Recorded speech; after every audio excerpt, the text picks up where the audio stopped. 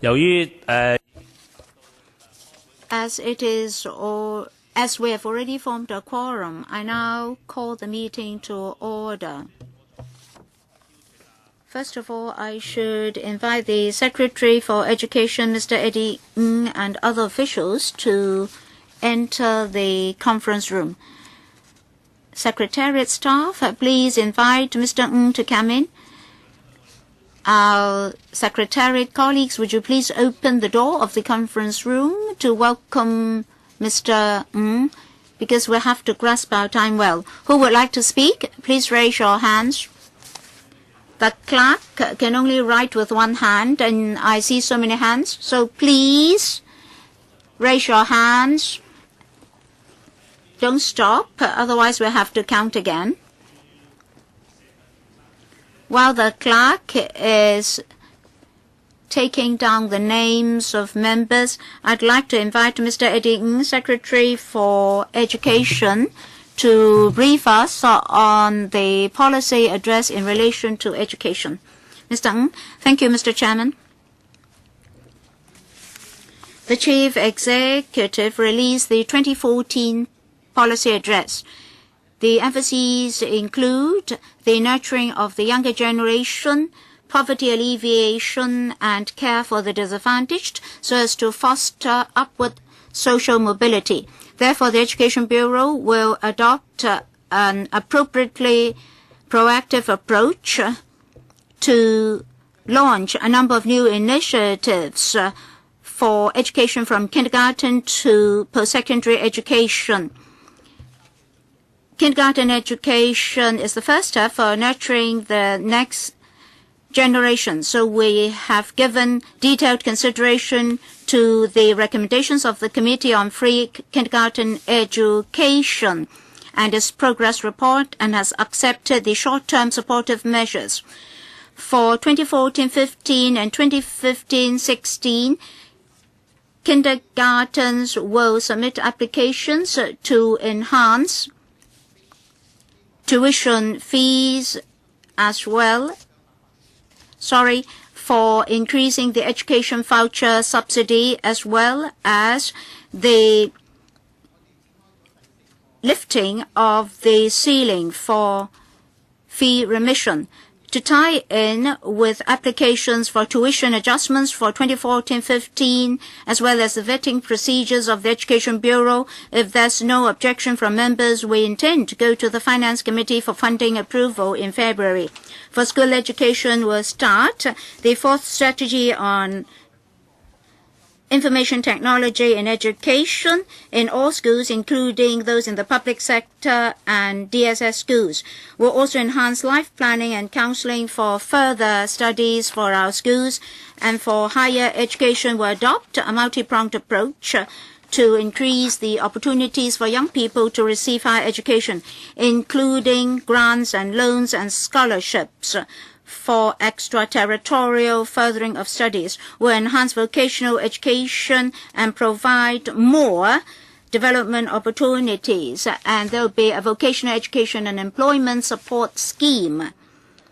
With no objection from members, will go to the Finance Committee for funding approval.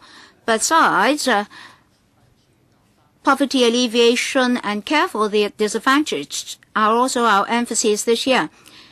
And will also take care of students with special needs, including the non-Chinese speaking students and students with special education needs. Will enhance our supportive measures. Will ensure that students will not, because of a lack of means and because of their financial background, lose the opportunities to receive quality education. We'll also regularize 3 CCF projects to support students' learning, and we'll also enhance after-school learning and support for our students. So much for our briefing. We're happy to take members' questions. Mr. Wong Kok Heng, Ma Fong Kwok, Sari Lee, Tommy Chang, Tam Yu Chung, Tony Tse, Dr. Fernando Chang, Regina Ip, Deputy Chairman Kenneth Chan, Helena Wong, and any more? Dr. Helena Wong. Mr. Chairman, can I be given priority because I have to go to see the doctor. Can you swap with the Deputy Chairman? That means number what?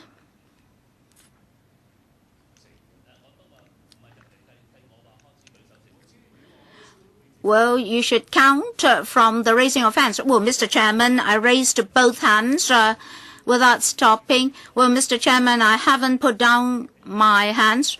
Well, same with Wong Kwok Heng. Well, Tommy Chung, number 4. Well, number 4 in Cantonese is say, which sounds like dying. Say. That's not really very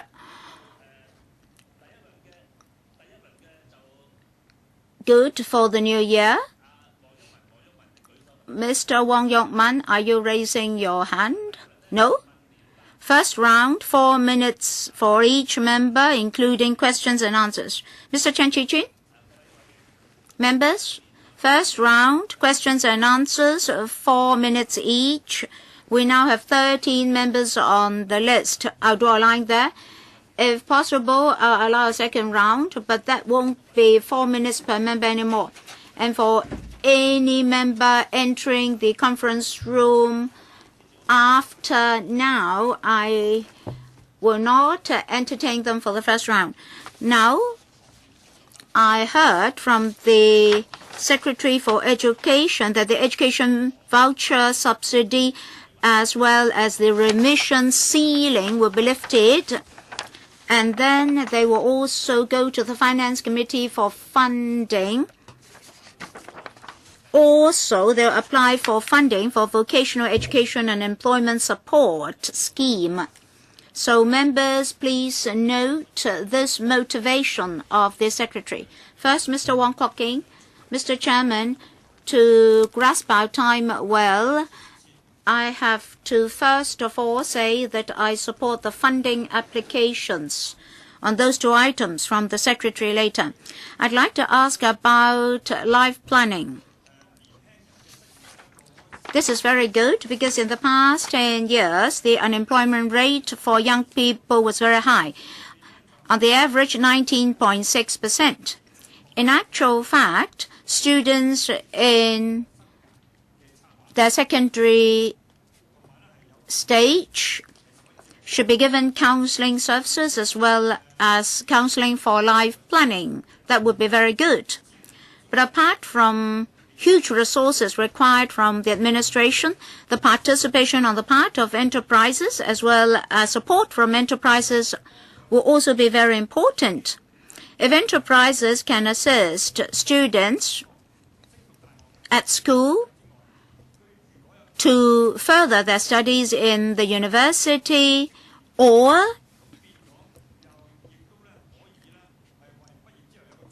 plan for their vocation in future, then they'll have a prospect after graduation.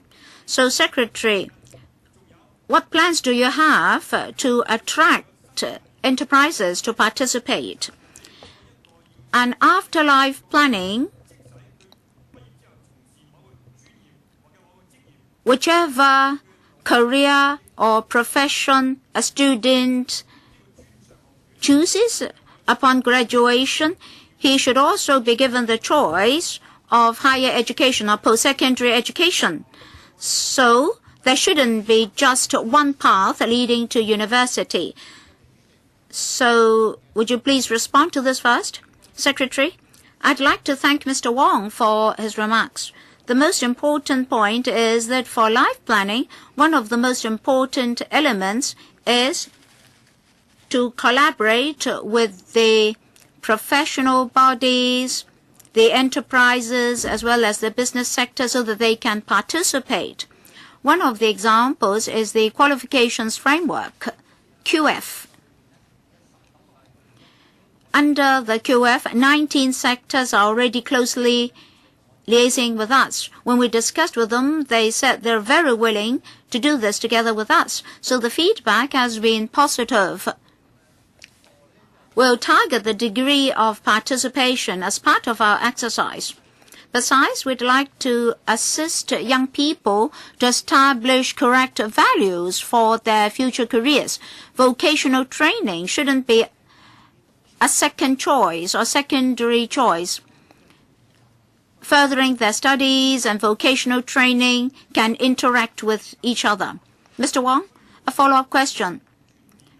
How will the Education Bureau collaborate with schools to change the existing concepts? Because at the moment, people think that the first choice is to enter university. They feel proud if they can enter university. Have you ever thought of changing this concept? Because every year we only have limited university places. Only a quarter of our secondary students can enter university. 3/4 will be disappointed. So how are you going to change this concept of the parents and the students? Secretary, we have proposed to set up a promotion committee on vocational education.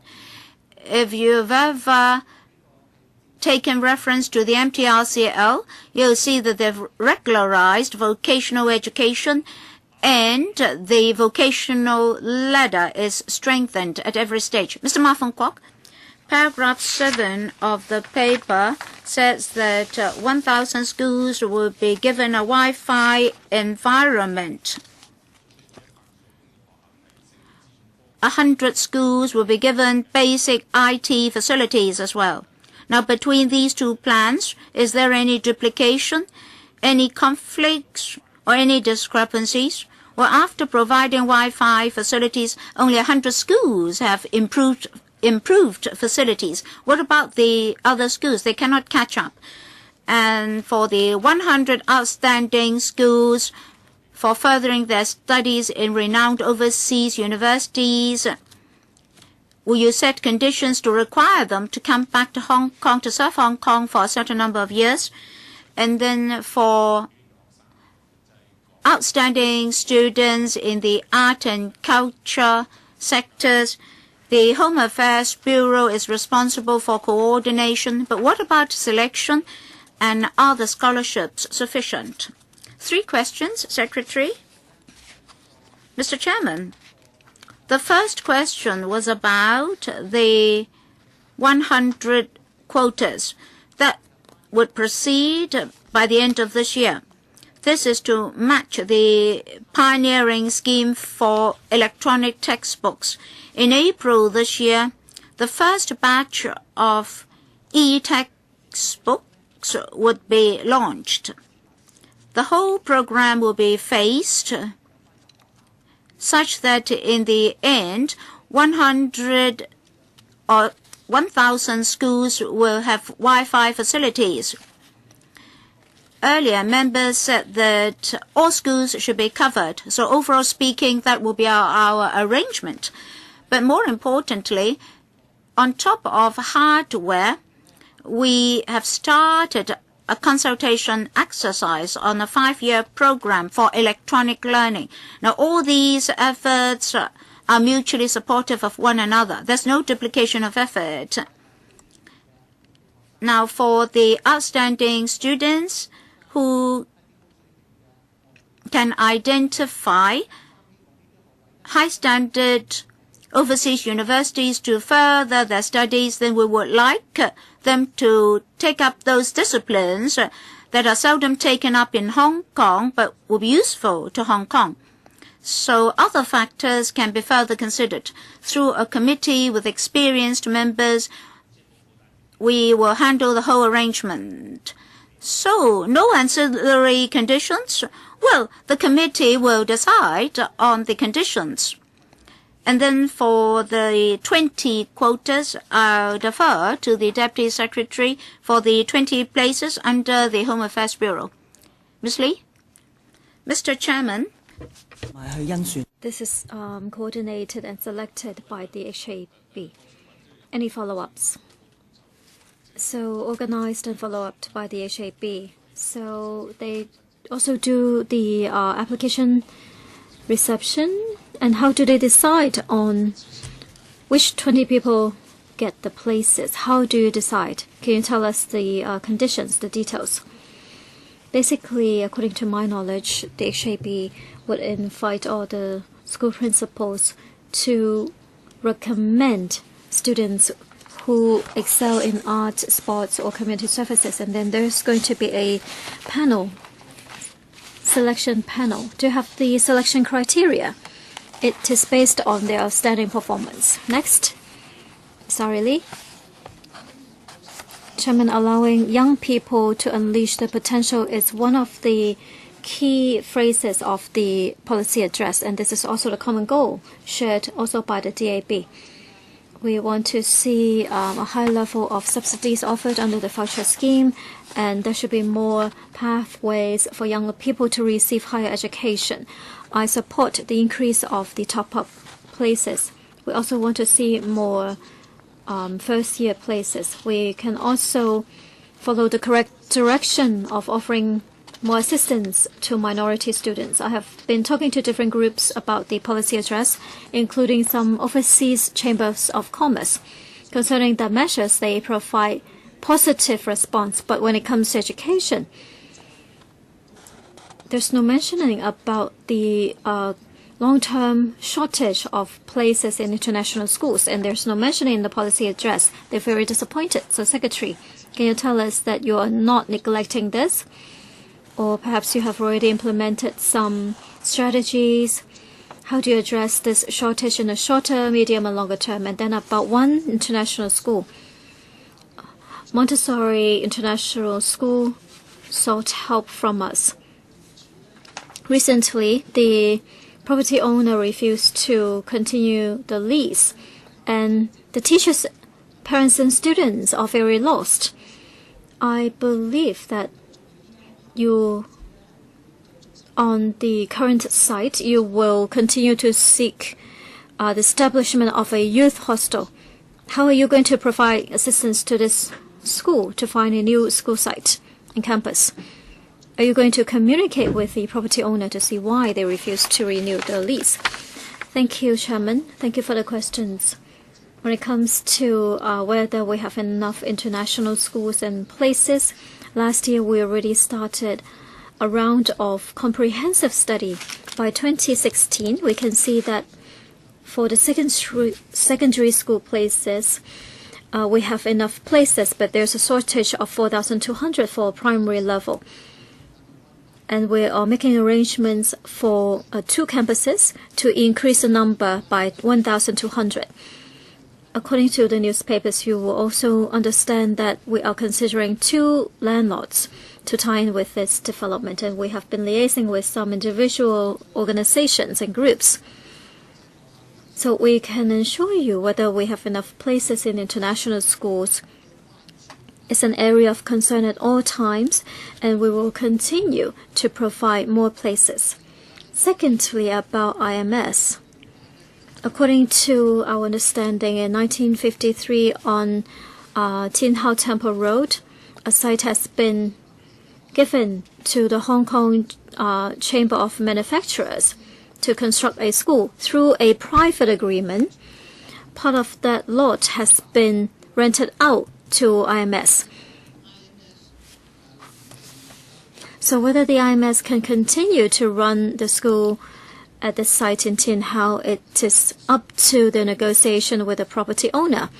It is upon mutual agreement. So all I can say is that we need to respect the spirit of private contracts. I'm sorry.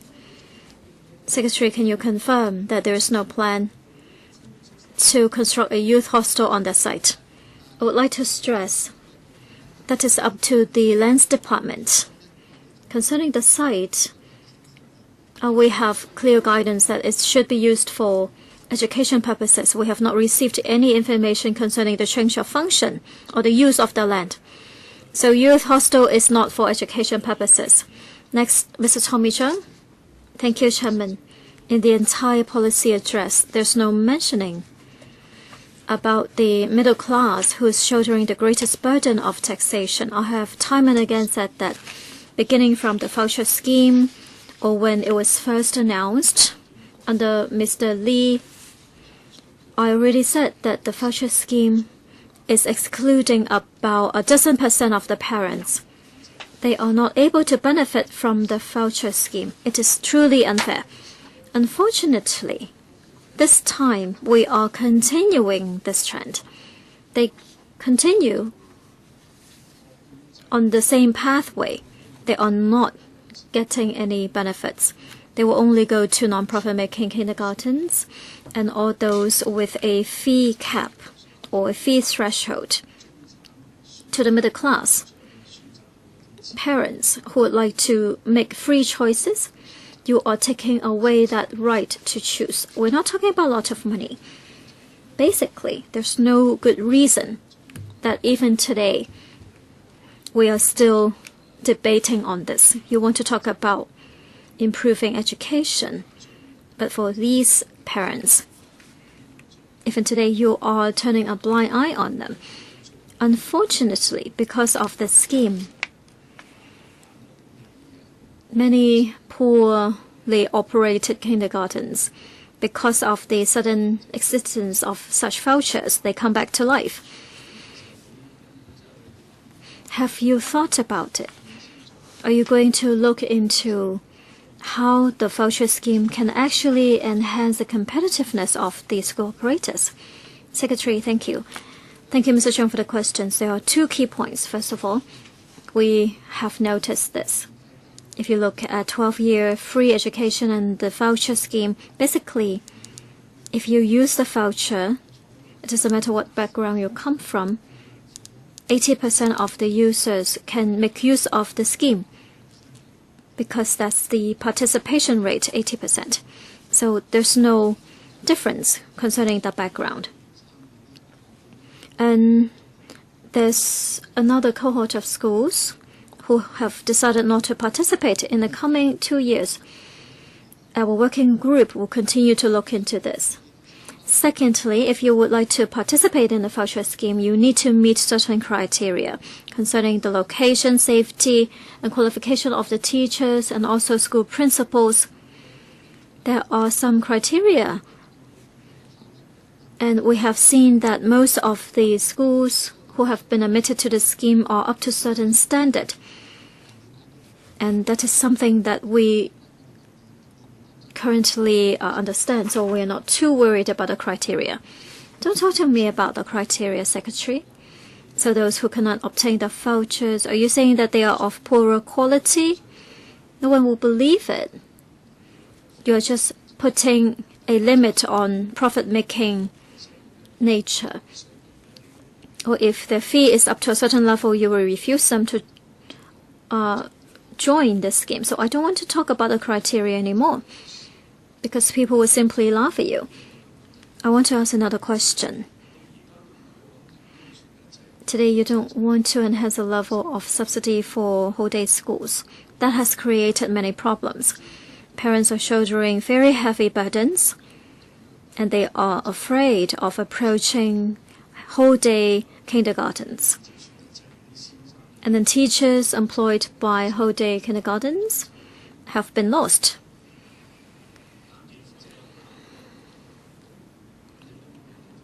Have you thought about how to resolve that?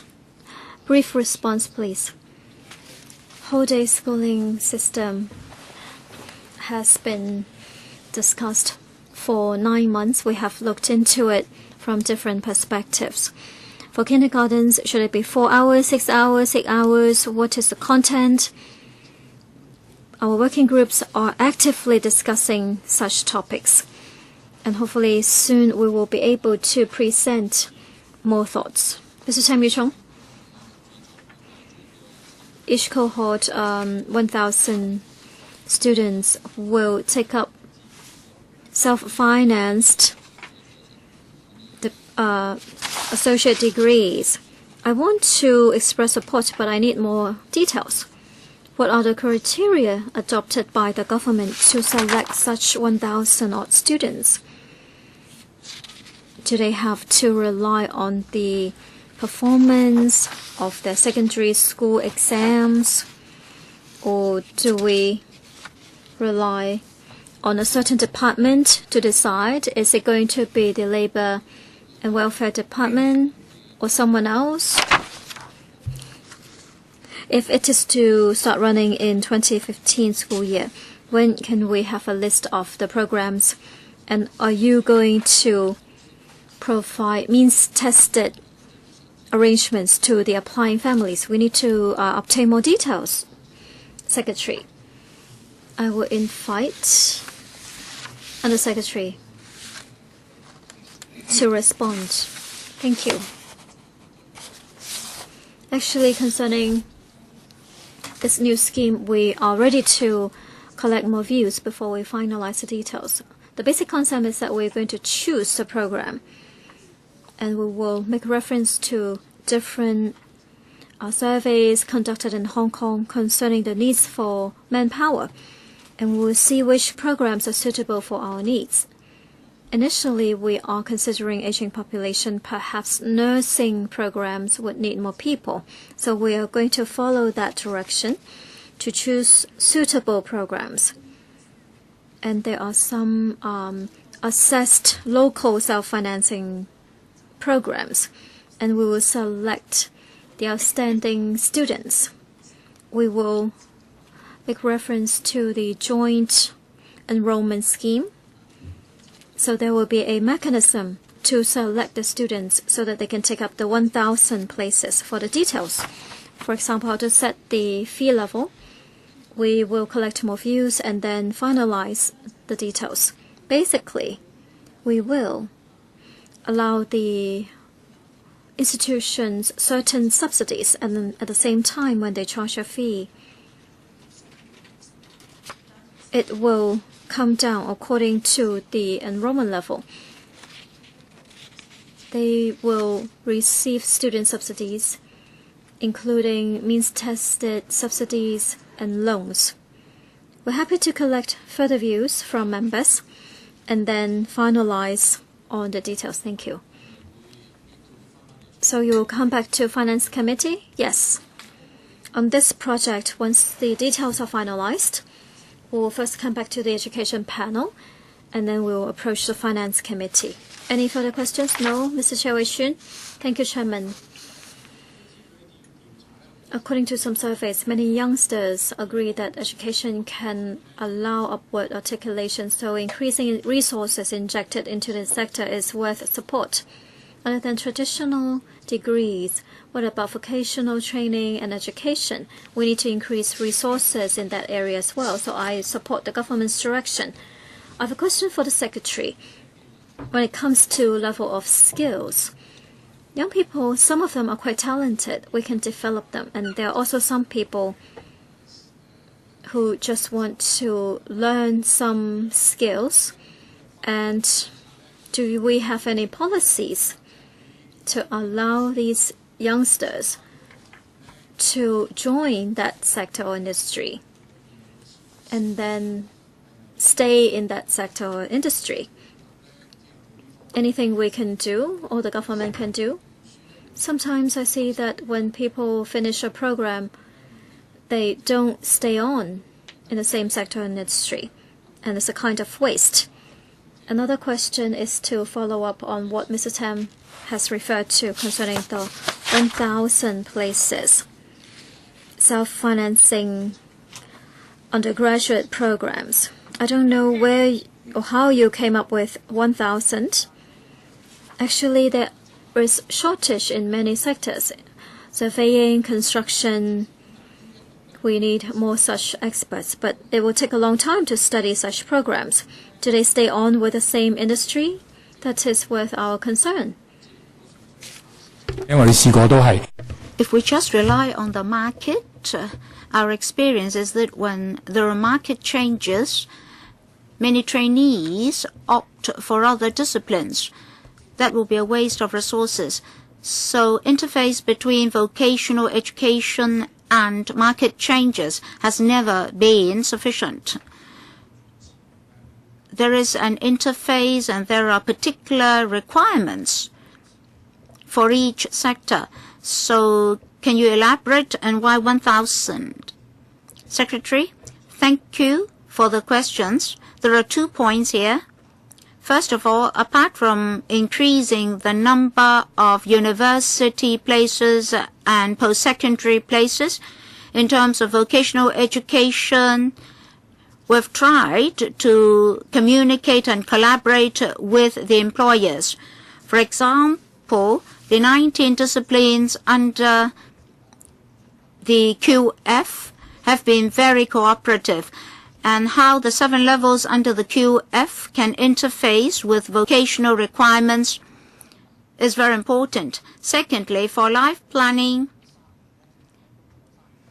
and the 3 years of senior secondary education, we'd like experience and contact to serve as a basic consideration for students to plan for their life in future.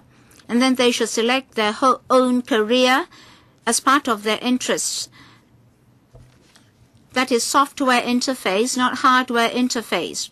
Moreover, in the process, we'll liaise with bodies like the VTC as well as different sectors of the community to map out the life plans for students. So we've been adopting a multi-pronged approach. So we'll include contacts with different sectors of the community.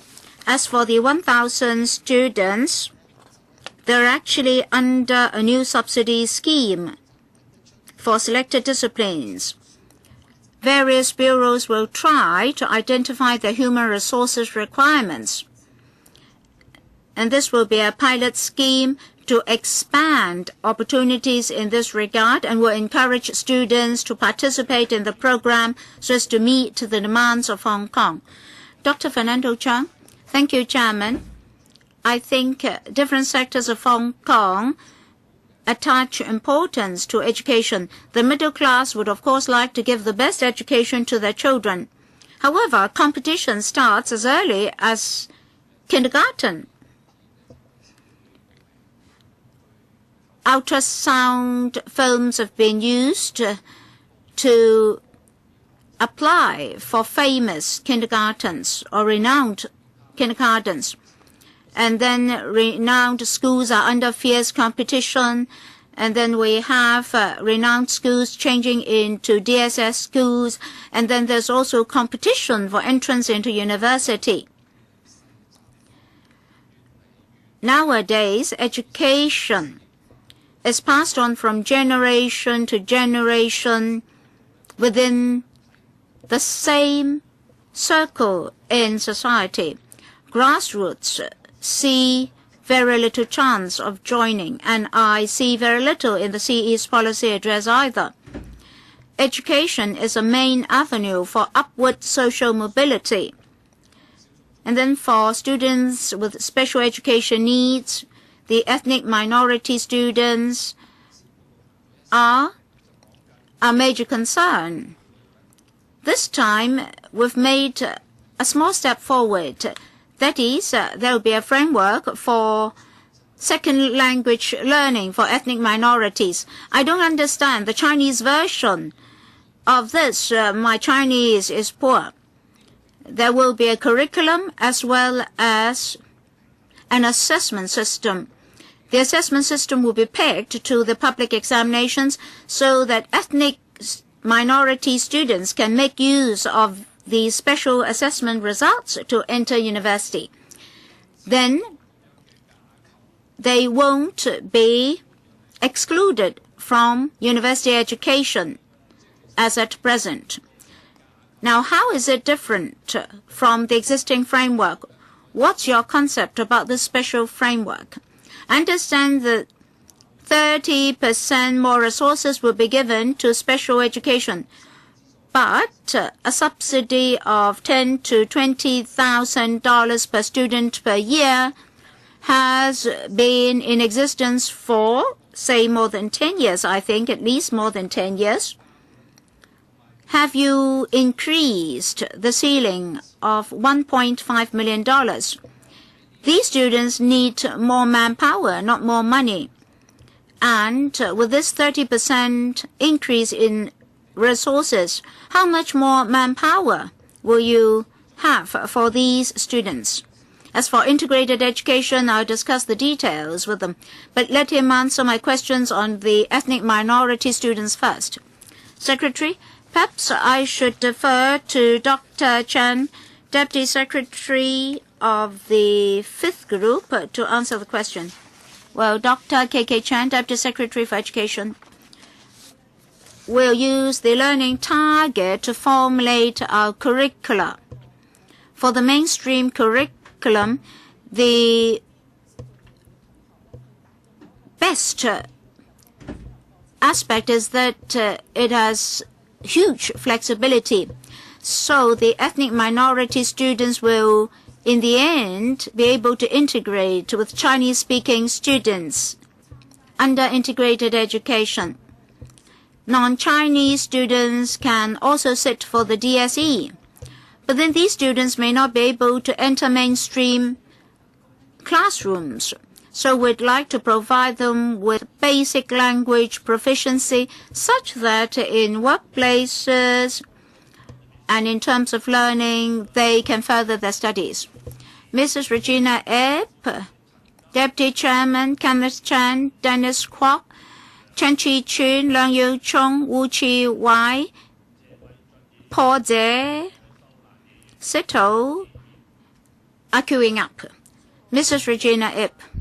First of all, I'd like to thank the Chief Executive for providing 100 scholarships for our students to further their studies in renowned overseas universities. We have to help the grassroots students as well as the elite students.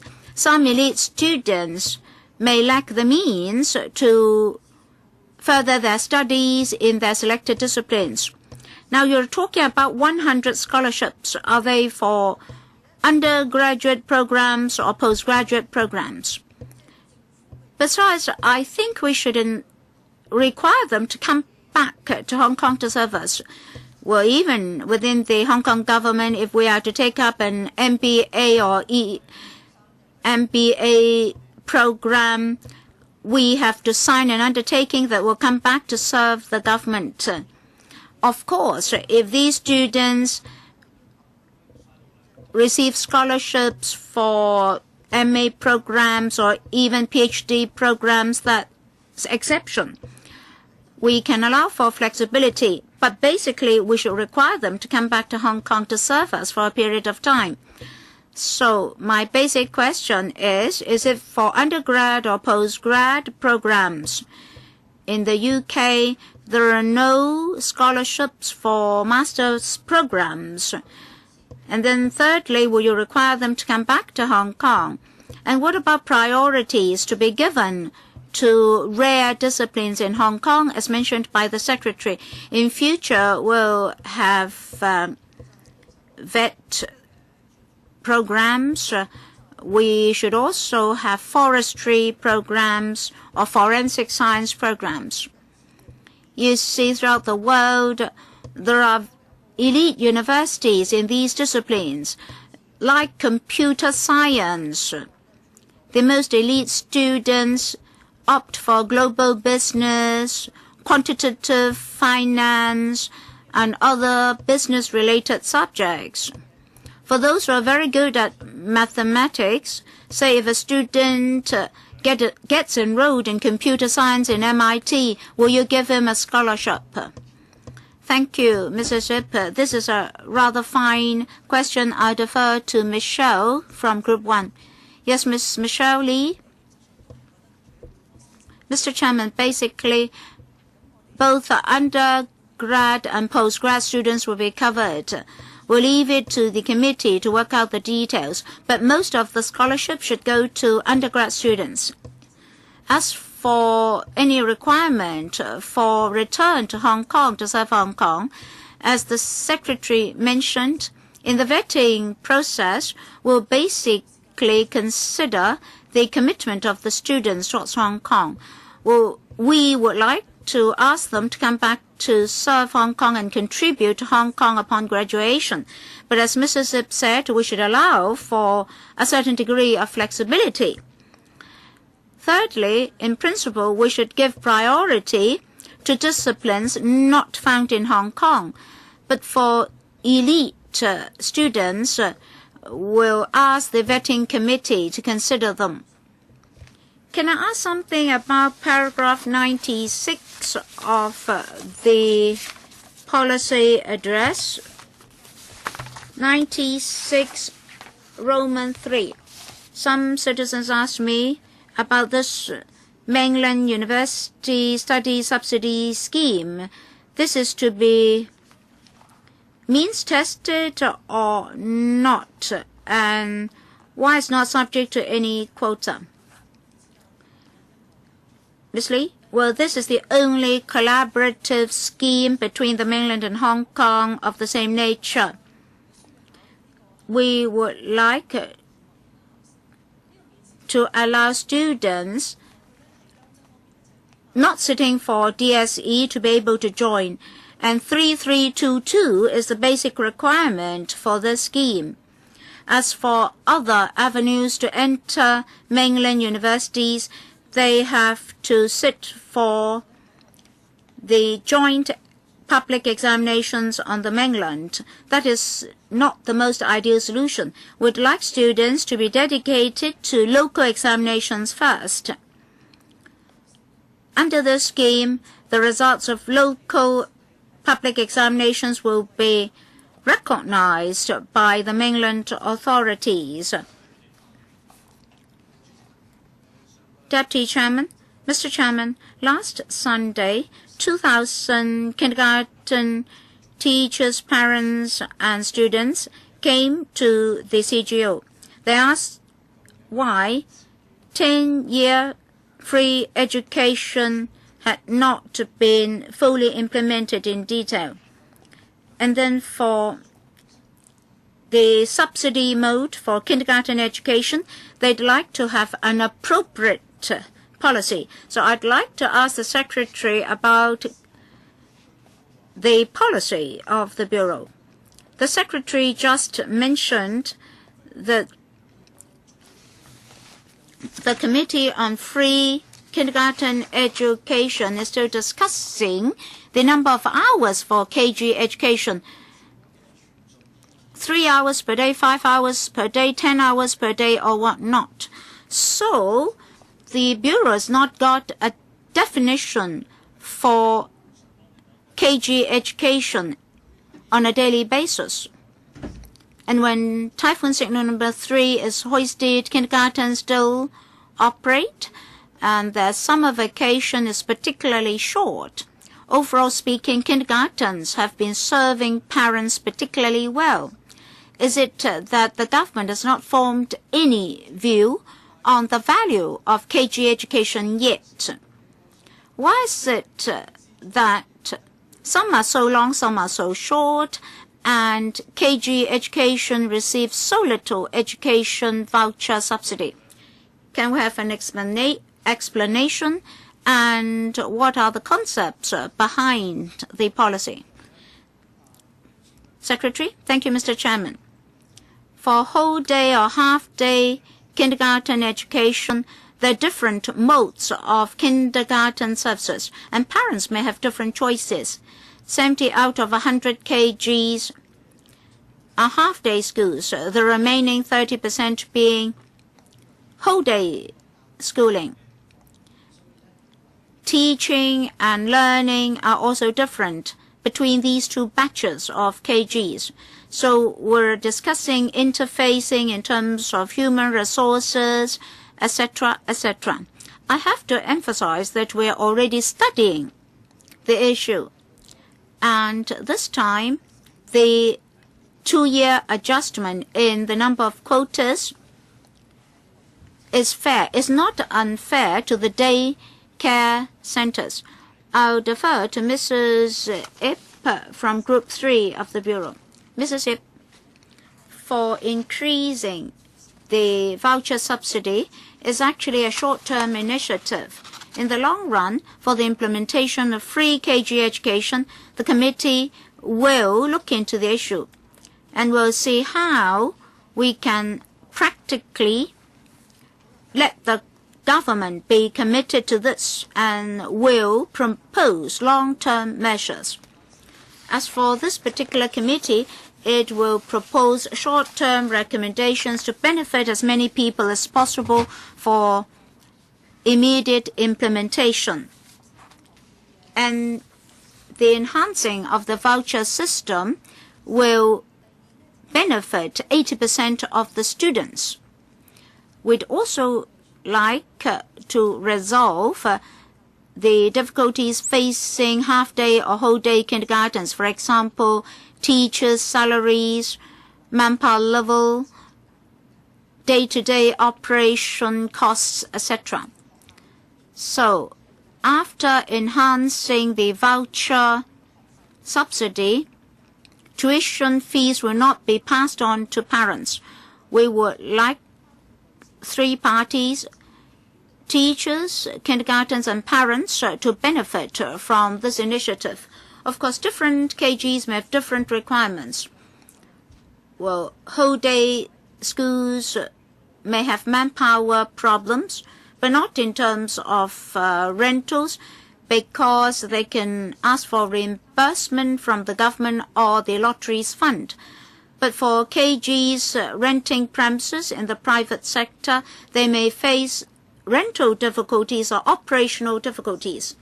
For the short-term initiatives, we'd like to assist as many KGs as possible. The issue is complicated and may not be resolved immediately, but we'll address this issue of whole-day employees. Thank you. Mr. Shenkalok, perhaps the government is better in thinking in English. We're talking about the 15-year free education in the attachment. They are referred to as short-term measures, but in Chinese, it is called transitional measures. So if we are transitioning, we're moving from one point to another. We are worried that it is a short-term measure, and eventually it will be taken away. So at the end, there is no true 15-year free education. I want to see a true transition to 15-year free education. So perhaps I can offer more comments in my time. I'm sure more details will be submitted to the panel for consideration. And I will continue to talk to the government about KG arrangements. But for this arrangement, in this policy year, I don't think it is good enough to satisfy the stakeholders and parents, especially those who are choosing whole-day schooling. This is unacceptable. Secondly, Chairman, the Secretary attempted to respond to a question about IMS in Tin Hao. That is my constituency, and I'm very concerned about this. So my view for the Secretary is concerning this private agreement. Let's remember the land ultimately belongs to the construction association from the government. So it is impossible for the government to contract out to the association and then run a lease on a short-term basis with IMS. You cannot just sit in the back and observe, but rather you have to consider something to be done in terms of your policy. If we need more international schools, this is a school in operation. We're talking about hundreds of families which may be affected. Shouldn't you be more proactive? You need to look at the situation because the lease will be up in July. If you think that you should wait and see, then a few hundred families may show up at your door. Third question. In the policy address last year, there were 480 million dedicated to 10 scholarship places. It only lasted for 1 year. And this year, 100 scholarships have been offered. And some EXCO members told me they're still working on the details. I hope that the details will be ready sooner. Otherwise, after 1 year, just like the previous scholarship scheme, it simply disappeared. Finally, Chairman, when you gain something, you lose something. It seems that the policy address this year refers to many tertiary places, and 1,000 was the original figure, but it seems that 1,000 will be launched in 3 years. So it sounded so wonderful, but the actual implementation is quite poor. More importantly, about our Queen Hill proposal, we are losing that site. So, Secretary, I want to ask about the site at Queen Hill. You're going to construct housing developments. Are you going to find another site to have a self-financing tertiary institution? Secretary. Thank you, Chairman and Mr. Chen, for the questions. 2 points I would like to clarify or emphasize. First of all, concerning the university education places, we're talking about an addition of more than 2,100 places, basically to meet the needs of future development of our younger generation. Together with the mainland articulation path, there are even more places. As for the sites at Queen Hill, for various reasons I have already mentioned in various occasions, we have understood the overall decline of Form 6 leavers and also the rugged topography of the site leading to substantial costs and what actual needs are there in Hong Kong. But our policy direction is the same. We want to support quality tertiary institutions development. Individual groups can make use of such channel to receive assistance. Are you going to identify another site? That's my specific question. They have already worked on some new needs in their new strategies. Next. Concerning, yes, you're finally coming through. I'm concerned about special education, integrated education. In para 39, it mentions that in terms of integrated education, you're going to invest another 30%. So 26,000. How many people are benefiting? They're taking up about 5% for the 13,000 grant. What is the percentage of beneficiaries and actual number? Why do I ask this? For those receiving the grant at a level of 26,000, the number is very small. So basically, people are getting 13,000. In the past decade, these figures have not been adjusted. So the base rate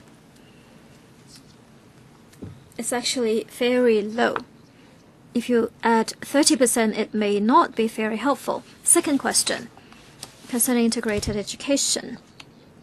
The problem is about training and resources.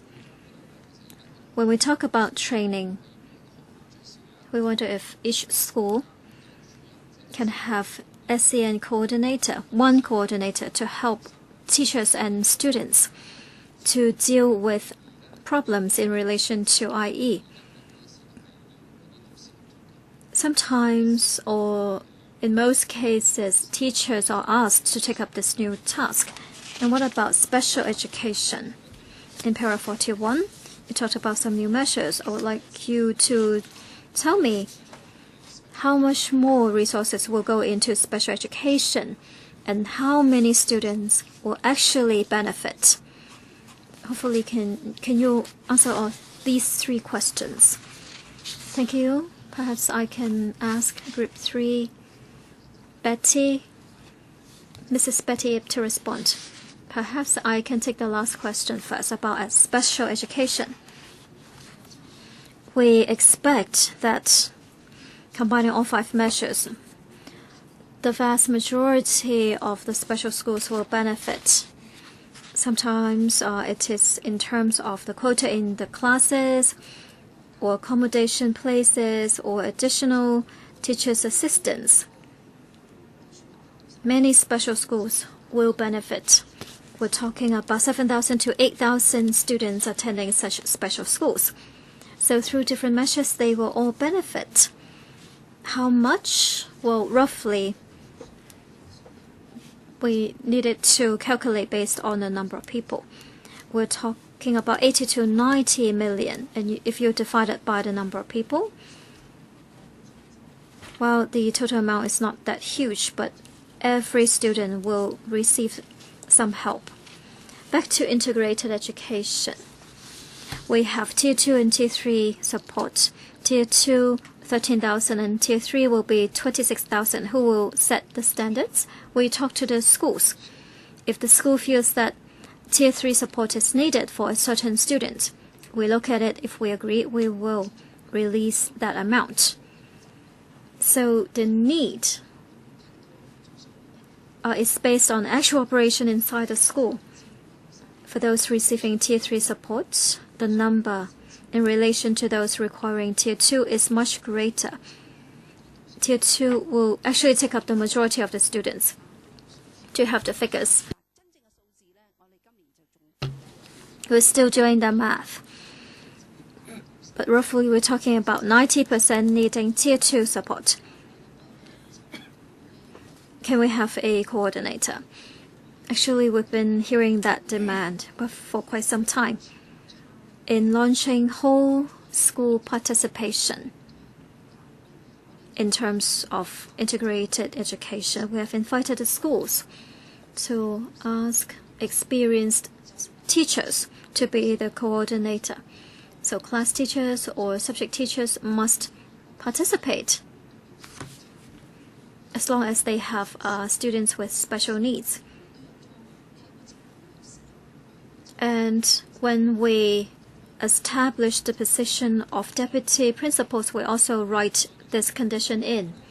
Mr. Chen Shishu, I want to ask about the major direction for funding tertiary education.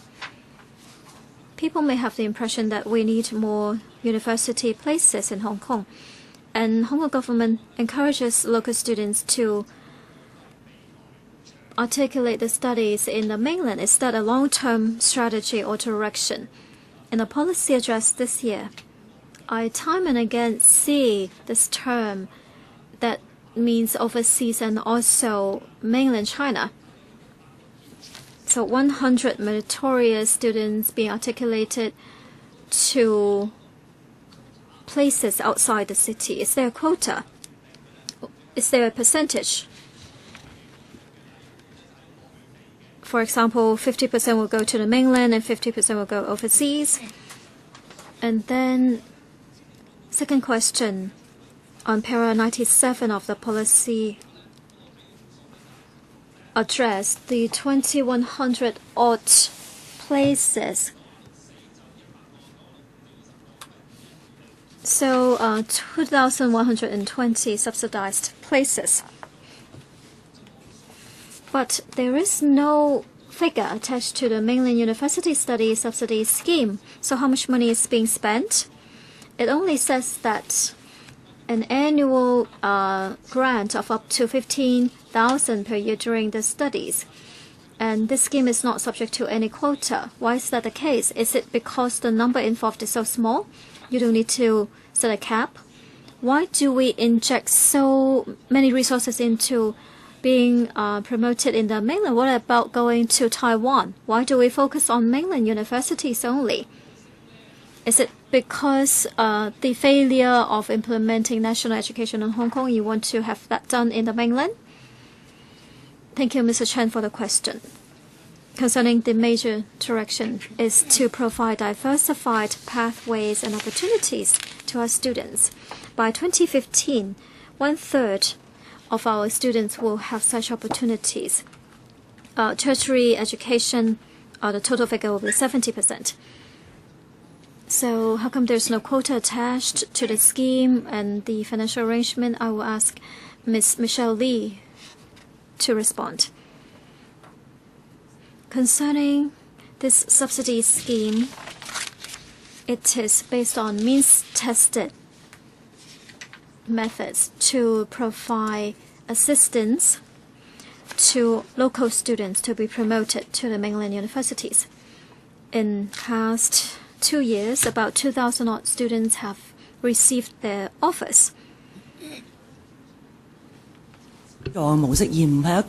Well, this is basically a subsidy scheme, not a scholarship scheme. So there's no ceiling to the number of quotas.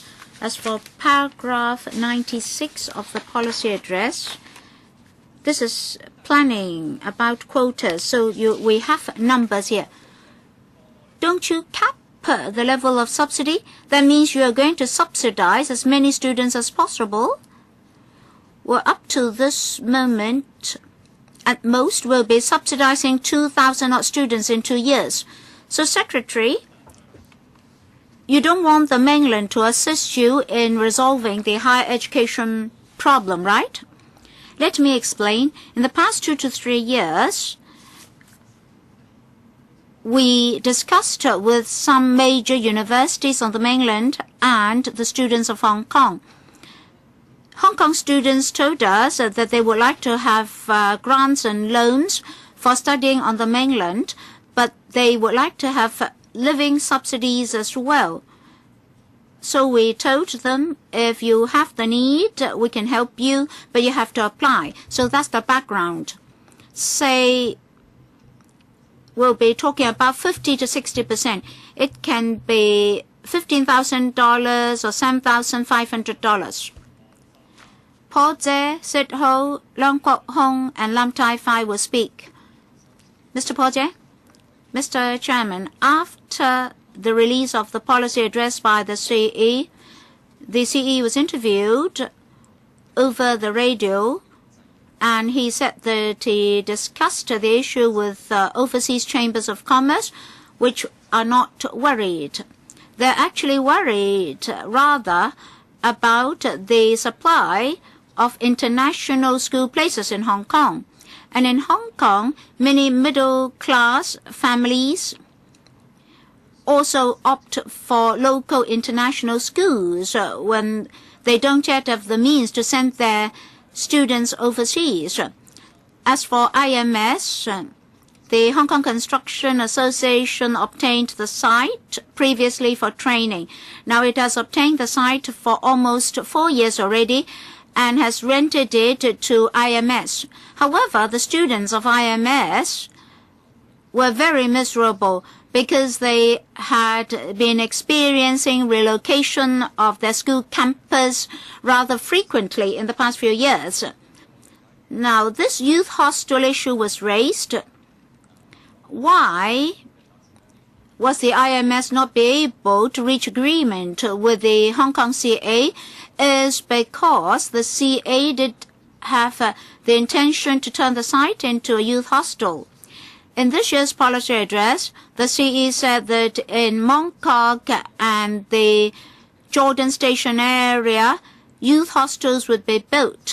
So apparently, this particular site would not be used for a youth hostel. This has been dragged on for a long time, and that's not ideal. Now, July is coming. Is unfair to the parents and students who have been very disturbed. In response to recent media reports, it said that the government would assist the IMS to identify temporary sites for their school campus. What does that mean? Will the government still pressurize the HKCA or communicate with it to urge it to use the site or continue to let the IMS use the site as their school campus? Will the site still be a provisional campus, or will you wait till July when nothing comes forth, then you will seek another provisional campus for them? Secretary, perhaps I should also answer those questions that I did not have time to answer just now. To prevent students from being unduly affected, we already told relevant government departments and the Hong Kong CA the situation of IMS. Now, if that site is to be used for other purposes, CA should communicate with IMS as early as possible, and overall arrangements should be made in time.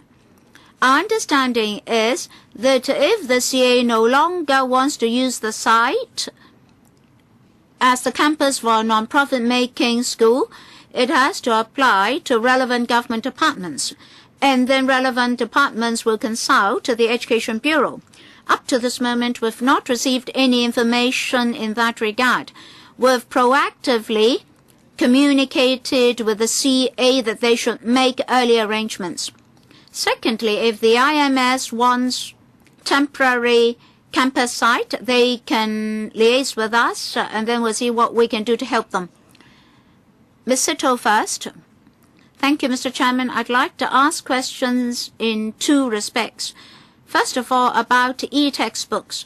Unfortunately, the starting point of the government is to control the prices of textbooks. But we repeatedly said that only printing costs could be saved. You could not bar publishers from increasing the prices of textbooks because the honorarium for writing textbooks is not subject to any objective criteria. As for e-textbooks, preparation of teaching materials and exercises should be your focus. For those students with a lower learning ability, you should give them exercises at a lower level, and then the students can decide whether or not they should go on to the next level. Otherwise, they should remain at the same level. I'd like to urge the administration to pay attention to tablets. You must lay a good foundation for IT infrastructure as well as the design of teaching materials before you can make use of IT in the best way. Then be it integrated education, special education, or education of elite students or talented students, you can allow students to decide on their own speed and level. Secondly, I'd like to talk about preparation for employment. Many students don't understand that there are so many opportunities in terms of vocational education. Without education, without choices, every student heads towards university. This year's policy address is good in a sense that scholarships are to be offered for them to take up aircraft engineering, shipping, etc. However, demands are not just found in these two industries. You should try to identify more disciplines with potentials. You should give vocational counseling to students. Don't rely on the teachers, because teachers start to teach right after graduation. They know very little about the business sector and the market. Besides, teachers are already spending a great deal of time with their students. So please give resources to each and every senior secondary classes so that there can be dedicated career counseling, so the students know the developments and potentials of each and every discipline. Then they won't just have one outlet, that is university. Otherwise, many students will be wasting their time. Secretary? Mr. Chairman, I very much agree with Ms. Sito.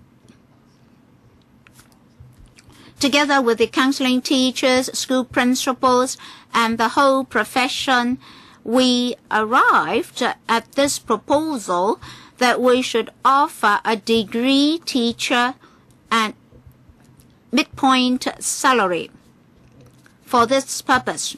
And then the full-time teacher who is responsible for this must get a great deal of support, including information from different trades and industries as well as the market.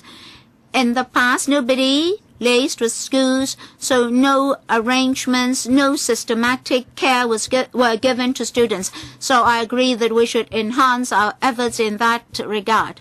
Next, Mr. Wu Chiu-wai. Mr. Chairman, just now Ms. Sito actually mentioned paragraph 9. That is strengthening life planning for secondary students. Just now the Secretary only said that subsidies would be offered to teachers for launching career counseling services. That's not sufficient. Teachers are already very busy with their day-to-day teaching workload. So even if you give them more money, none of them will be willing to take on this extra duty. So eventually only school principals will dictate which teachers are going to do the job. So you must have a dedicated officer to make use of different resources for this purpose.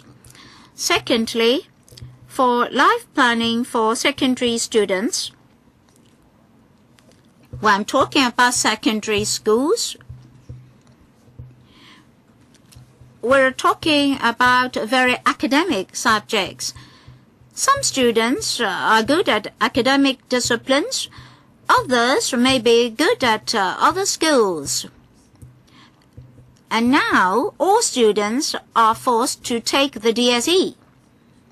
Can you make reference to the old practice?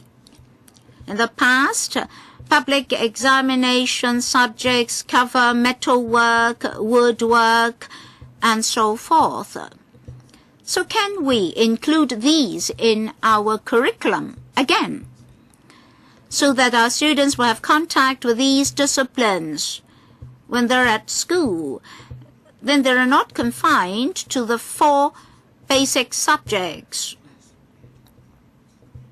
Students will feel more relaxed then. You may ask me, students may then adopt a wishy-washy attitude, because only about 8 to 10 students will be benefiting. But to allow students to have broader knowledge of various disciplines will benefit them in future. As for the arrangement for students to further their studies in self-financing tertiary institutions, well, I hope I've read you correctly. You look at market demands and profession demands when you allocate the 1,000 quotas to the various disciplines. So under what criteria will you make your decisions? Secretary: yes, we're thinking of full-timers. Full-timers will receive dedicated professional training. We've liaised with the careers masters. So we would like to adopt a comprehensive approach. And then we have 37 practical subjects. They are vocational oriented, not necessarily academically oriented. That means students are not forced to just learn 1, 2, 3, 4. And then I'll defer to Michelle for the remaining questions. Deputy Secretary, as to the selection of subjects, the Education Bureau, together with other government departments, will form an interdepartmental group to look at manpower supply, manpower demand, and so forth, to identify those trades and industries that have manpower shortage. We'll also see whether there are training programs providing the manpower required. Mr. Leung Kwok Hong. Mr. Chairman, after reading the documents, I still can't see anything to assist local students in first-year tertiary programs. I don't see any number here. Although you may tell me that the number of secondary students is diminishing, so as a result, the university entrance rate will be increased. You may tell me that. Let's compare ourselves with Singapore.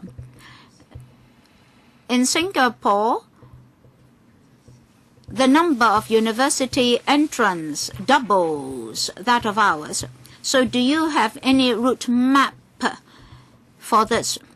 Will C.Y. Leung always try to sound grand and great? Our model on him?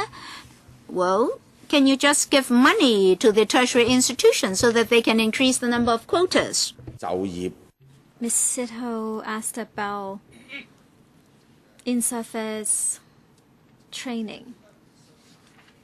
How come It is not coming from the commercial sector. If you're in year 9, you will choose if you want to pursue studies or start working, and then there should be apprenticeship scheme offered by the commercial sector. But today you are only speculating. You're asking how many apprentices are you looking for? You are damaging the system. Do you think they will tell you the truth? You pay for the cost for 1,000 people. You don't know what will happen at the end. Do you have this internship scheme so that they also pay for something? They need to train the people who will end up working for them. What are you doing? You're going against the world trend. You are pleasing the students and the commercial sector, but you are neither here or there. The system has been running for decades, right? You should have done the division at year 9, but you didn't have enough places, so that cannot be done. It's not feasible.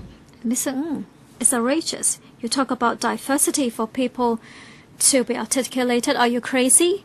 You don't have enough places. People are leaving. That's the truth, especially the rich ones.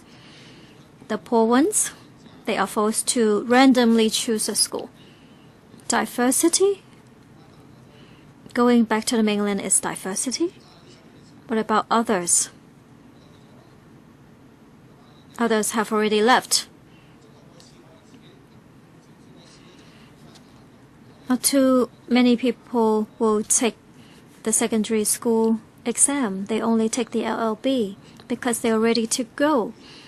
There are problems with our education system. You invented the secondary school exam, but no one wants to take it. At the end, what do? It is not diversity. Once they are done, they will leave if they have the money, and only the poor ones will stay. It is not diversity. And then you talked about people going to school in the mainland. What are these schools? Can you tell us the details? What subjects are they taking? Are those subjects not available in Hong Kong? No time left. Okay, I will give you about 10 seconds. I'll take the last one. 75 universities. This is the list. The programs are here on the list. They are quite good. You can refer to the list. And secondly, apprenticeship scheme. We actually have this training scheme. The employer has to pay to create opportunities. All right, you have already said that. Don't repeat it. 3 left. Abraham Sheck. I'm happy to see this policy address taking the first step to help students who are of ethnic minorities. My question is, back in 2008, there is this supplementary guide for Chinese language for NCS. And then in 2013, Chinese language curriculum, second language learning framework. How are they different? Are you just changing the words? Are you really solving the issues? Is this the first step, or there is a second step for such students, for them to enjoy equal rights? Teaching Chinese as a secondary language. Do you have this intention? That's the first question. Second question. Will you consider increasing UGC places for first year and also PCLL students? Many PCLL students cannot enter PCL because the 3 institutions are too busy making money. CU, Hong Kong U. I am a council member of Hong Kong U and also City U. Will you increase the number of UGC places, especially in year 1? And do you want to work on PCL? Thank you, Mr. Sheck. I will ask Dr. Chen to respond to the differences, to explain on the differences. Well, the supplementary guidance requested schools in the mainstream curriculum make certain adjustments. We would make several recommendations to them. And after so many years, after accumulating so much experience, after taking reference of overseas practices, this second language learning framework is systematic, and we use a stepped approach to help non-Chinese speaking students to learn in a systematic way. We also provide connections to mainstream curriculum in various places. Concerning PCL, what about the first part? Will you formally offer Chinese language as a second language? Okay, Secretary, we are going towards that direction, and we will implement it once we confirm the direction is correct. So we have C election in 27 and then 2020 universal suffrage. When can you do it? Can you give a timetable? There are students waiting. They are trapped. Will you do it within your term? Secretary? It's not for the next term. Secretary. In the second half of this year, we will sit down with the stakeholders to do something. Concerning PCL, I will ask Michelle to respond. Yes, Ms. Lee? Government-funded PCLL, the positioning is to allow local students or graduates from LLB, they can choose PCLL. We have been talking to UGC together with law associations and other stakeholders. We have created this standard committee to work on a quota. We will look at the next 3 school years. I'm sorry, she is wrong. You have to wait for the second round, the second time. 4 more waiting for the second round, and I decide to extend the meeting to 6:15. Chairman, thank you. I came here so late, and you have placed my name before yours. I truly admire that. Recently, I've been handing out Chinese New Year couplets. Middle class voters have asked me the same thing. They seem to be invisible in the policy address this year. I asked, what do you want? One of the things they want is about education. You keep talking about government-funded associate degrees, how many people are taking such degrees, places. Right now, the gap is 13,000. The government says it doesn't have money. Not every person can be admitted to such degrees, and that's fine. What about associate degrees? The middle class will say, okay, I will pay for it for 2 years out of my own pocket, and then you can be articulated to a university if you do well, if you have good grades. That should be allowed. So basically they are saying, on behalf of the government, I'm paying for the first 2 years because the government should fund all 4 years. I'm already paying for the first 2 years, and then the remaining 2 years, if the students are qualified to be admitted to university, why don't you provide sufficient number of places for them? If you look at the math, 2013, 2012, 13, associate degree places 38,000. For those who qualify to be admitted to universities, 13,000. By 1819, you have 5,000 places available. There's a gap of 8,000. To be honest, for those who cannot be admitted to university, they will choose associate degree, and within 2 years' time, they will become poor performers. it's impossible that the 13,000 students will suddenly become disqualified. So what happened to the 8,000 students? So you're not refusing to pay for 4 years, and now you're saving money on those 2 years. Thank you for the question. I would like to say, other than funded places at universities, there are also top-up places, 6,500 such top-up places. If you take up associate degrees, if you are attending a degree that is recognized, you can get a grant or a loan.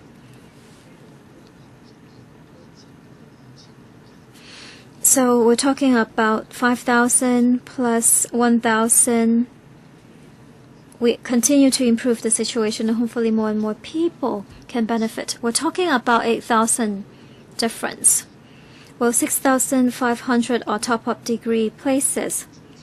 They are not interested on paying because the commercial sector does not believe in these places either. Have you talked to the employers? I've talked to associations and chambers, and they feel that the top-up places do not mean they are poor. Or I can tell you, they only believe in the 8 institutions. I can give you one example. Like Tonghua, nursing self-funded programs. They are very well recognized. So you're saying no. I will tell the middle class, okay, final round, I'm first. The use of public money going into any areas must be used wisely with efficiency. They cannot be wasted. In para 96, it says that in order to nurture diversified talents, 100 places will be funded to go abroad to well-known universities. Concerning the major direction, we agree with this, but we have to manage the expenditure of the government and how you operate. So we are competing for talents. If we're wasting talented people with the system, it is a big deal. Perhaps they will choose to stay abroad. So we have prepared everything. And we have nurtured the talent for some other countries.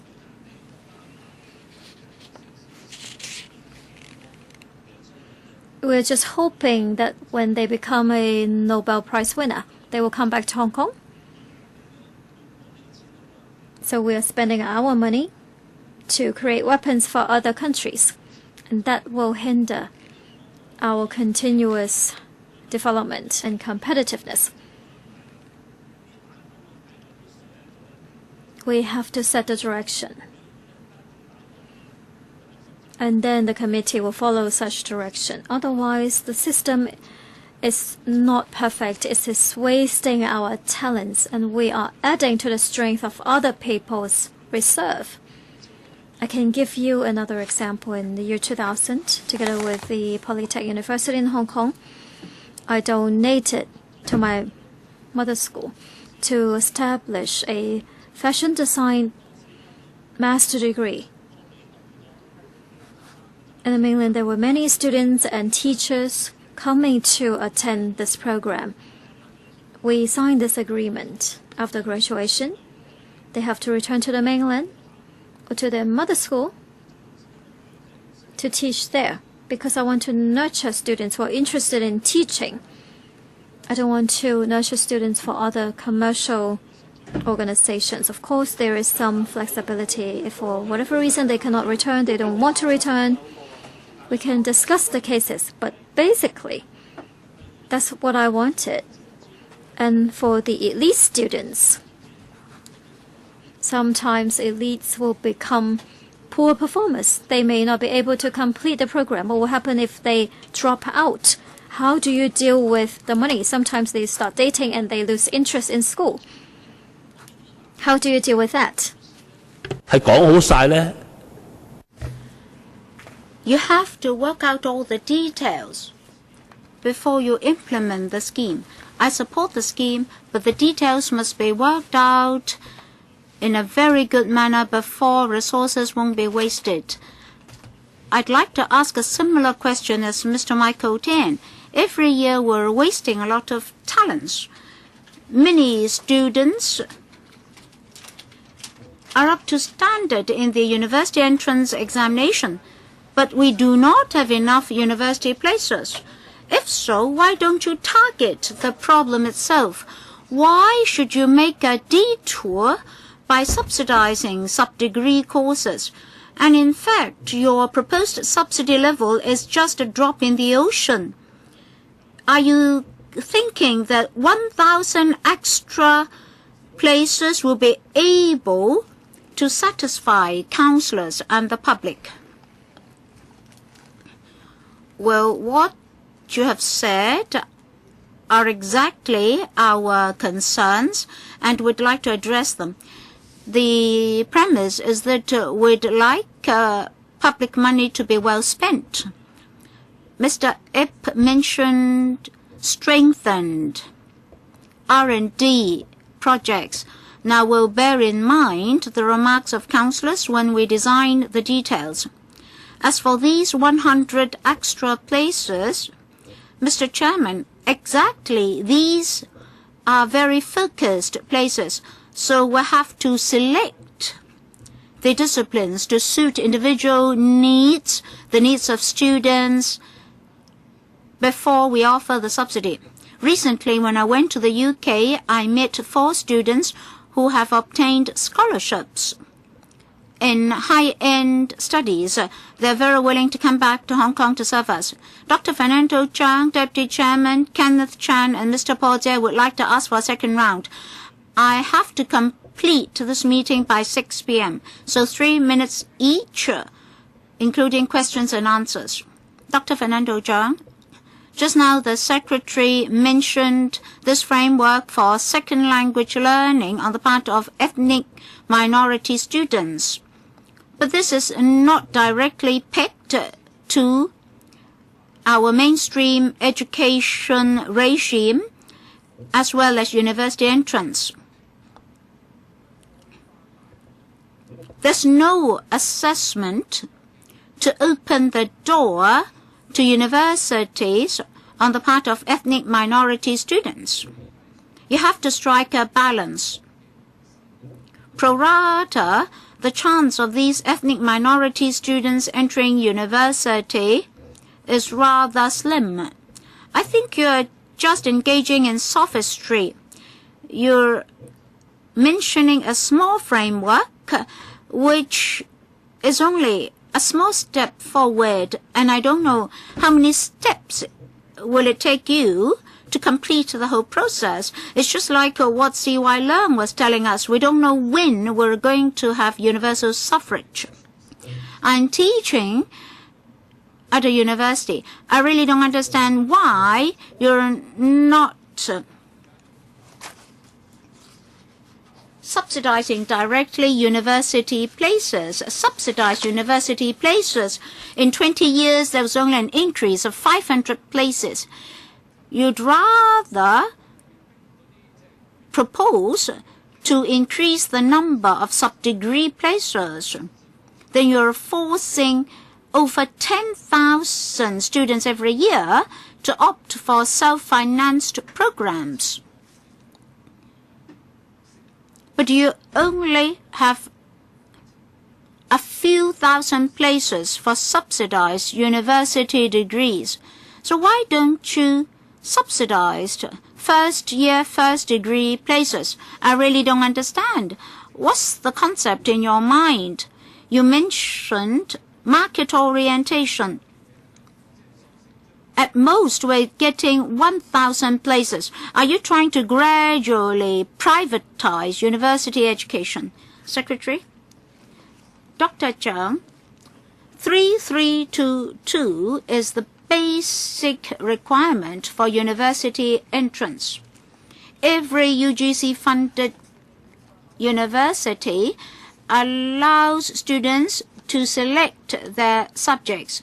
So 26,000 students going through 3322, when they come to individual disciplines in the universities, they have to make their own choices. Secondly, our secondary 6 student population is changing in size. That's our midterm problem. Mr. Ip Keng-yuen, I'd like to pursue the IMS issue. For this site, if the HKCA terminates its tenancy agreement and changes the use of the site, does it have to obtain consent from the Education Bureau? If so, what is the position of the Education Bureau? Secondly, concerning full-time education. Just now, the Deputy Secretary told us that after this adjustment to the voucher system, full-day or whole-day kindergartens will not be passing the costs to parents. Why are you so confident? Because for the cost structure of whole-day KGs, if they are to take care of the costs incurred by teachers and other costs, they will be under pressure to increase tuition fees. For parents who need whole-day KG services, that will be a very heavy burden. Well, even if KGs are not to pass the cost to parents, they will have to bear the costs themselves. That means they will have operational difficulties. So are they going to pass the costs to parents or to take up the costs themselves? Secretary, for IMS, the first thing the Hong Kong CA has to do is to apply to the Lands Department for change of land use, and the Lands Department is bound to consult the Education Bureau. So what's the position of your bureau then? Secretary, that site is for educational use, and we're heading towards that direction. That means you won't support them. There is a need for us to develop international schools. That's our policy direction. I'll defer to Mrs. Ip for the remaining details. Mrs. Ip, every KG faces its own problems. For whole-day KGs, maybe they have problems with teachers' remuneration, so there may be a need to increase tuition fees. We'll look at the proposed tuition fees to see whether or not they're applicable to teaching before we approve the increase. Say if tuition fees are to increase, as we're also increasing the voucher subsidy, to a certain extent, that increase will offset the increase in tuition fees. If so, teachers will benefit. Otherwise, the parents may have to bear the extra tuition fees. Another short-term initiative is to lift the ceiling for fee remission. Sorry, time's up. Dr. Kenneth Chan, 3 minutes, questions and answers. Mr. Chairman, I also have the experience of studying abroad with a scholarship. As for design details, some members already asked whether or not we should mandatorily require the recipients to come back. Well, our undergrad programs are also subsidized, but undergrad students are not forced to stay in Hong Kong. They are free to choose, and Hong Kong is a free market. But of course, usually when you obtain a scholarship, you'll be required to come back and serve for a number of years. But I know some people with scholarships who do not come back. Say, if an overseas university offers scholarship in chemistry, but in Hong Kong we don't have any university offering that scholarship, then there's no choice for the student. So, Secretary, you have to think about this very carefully. Well, rather than consulting different sectors of the community, you should consult the existing scholarships. For example, I obtained the youth scholarship, family youth scholarship. Well, many of these scholarships can do the screening or selection for you. So structurally, you'd better consult them. As for the language policy for ethnic minorities, Unison released a press release after the policy address. Some of our colleagues have read that. I suggest you sit down and discuss with Unison, because Unison actually asked us to follow up on these matters. If you understand clearly the aspirations of Unison, then you won't resort to sophistry by saying that you're heading towards that goal step by step. You better sit down with them and be more practical. Secretary, I'd like to thank the honourable member for his remarks. For Unison, we share your views. And for scholarships, we also want to have contribution from those with rich experience in scholarships. You're correct. I'll discuss with individual NGOs to have detailed discussions on the implementation of second language, the applicability of certain subjects, and so forth. 3 minutes. By way of training programs and dedicated support services, in 2014-15, we'll implement the second language framework. Mr. Porter, there are a lot of questions to ask, but due to urgency, I'd like to follow up on IMS. The Deputy Chairman asked whether the Bureau will support them. The Secretary did not have a chance to answer that question. Under the present conditions, can the Secretary tell the parents, the middle-class parents, the stance of the Education Bureau? Will it support any application for change of land use?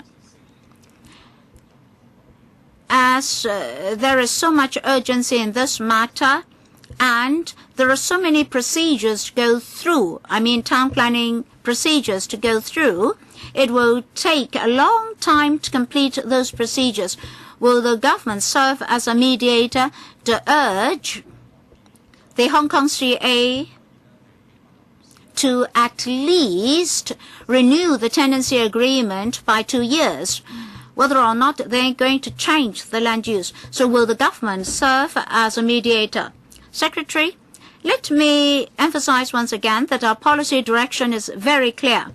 It is necessary for us to expand international school places, particularly at the primary level. That's number one. Secondly, we have to be very careful. If this is a private tenancy agreement, then if we are the main force to pressurize the parties concerned, and then we have to be very careful, particularly with kindergartens in private shopping centers. Oh no, this is not in the private market. The Hong Kong CA is not an ordinary private landowner. Oh no, you must know the details. The Lands Department has granted the site to the Hong Kong CA for educational purposes, and then the site was subleased to the IMS. So that's a private matter. You have to understand the details. But the fact is that it's a school. It's a school.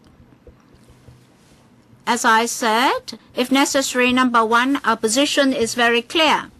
Secondly, if time is pressing and the school needs a temporary campus, they can talk to us. We would like to be able to help. Well, you would like to be of help to them. You're not answering my question. I asked whether you serve as a mediator. Up to this moment, I have not received any request from the Hong Kong CA for a change in land use. I've already said this. I have reminded the Hong Kong CA. Was so much for today's discussion. As I said, the government would like to go to the Finance Committee on 2 projects. From members' remarks, I think members support the 2 proposals, the 2 applications for funding. If there's no other business, I declare the meeting closed. I wish you every success and happiness in the Year of the Horse. Thank you.